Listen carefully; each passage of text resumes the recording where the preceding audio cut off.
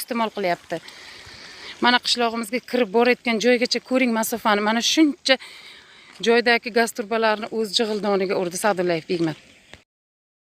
Assalomu alaykum aziz do'stlar. Bugungi videomiz Surxondaryolik mahalla raisidan jabr ko'rgan ayollar haqida bo'ladi. Do'stlar, agar sezgan bo'lsangiz, men hech qachon videolarga like bosing, obuna bo'ling yoki videoni tarqating degan gaplarni ishlatmaganman. Lekin aynan bugun mana shu videoga like bosib tarqatishingizni iltimos qilmoqchiman. Sababi bu mahalla raislaridan butun dunyo ayollari, yosh oilalar jabr ko'rishyaptilar.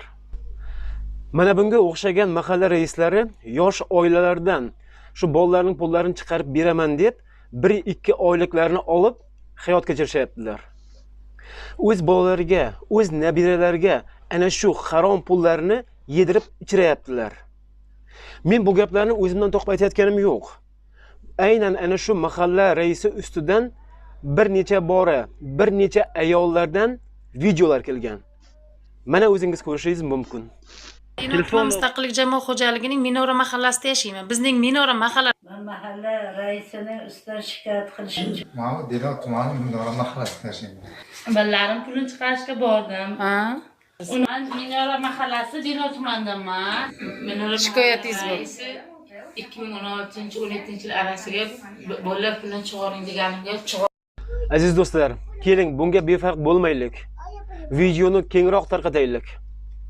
Video kerakli joylarga yetib borsin va bunga o'xshaganlar chora ko'rsinlar.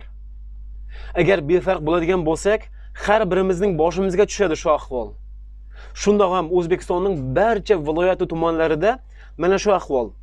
Agar siz bolalaringizga pul chiqarmoqchi bo'lsangiz, albatta 1 yoki 2 oyligingizni berishingiz shart. Bo'lmasa sizni pulingizni chiqarmaydilar.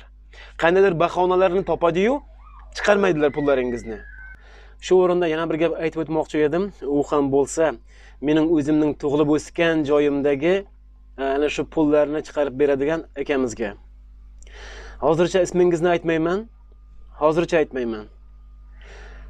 Eshitishimcha mening bir yaqin bir tanishim bolasiga pul chiqarmoqchi bo'layapti ekan. Qandaydir bir sabablarga ko'ra haligacha chiqmabdi. Ana shuni akajon tinchgina chiqarib bering. Agar chiqargandan keyin o'sha shu 1 oylik yoki qandaydir pul oladigan bo'lsangiz, mendan xafa bo'lmang. Biz ko'p vaqtlardan beri oldinlardan bu yog'iga biz yaxshi tanishmiz.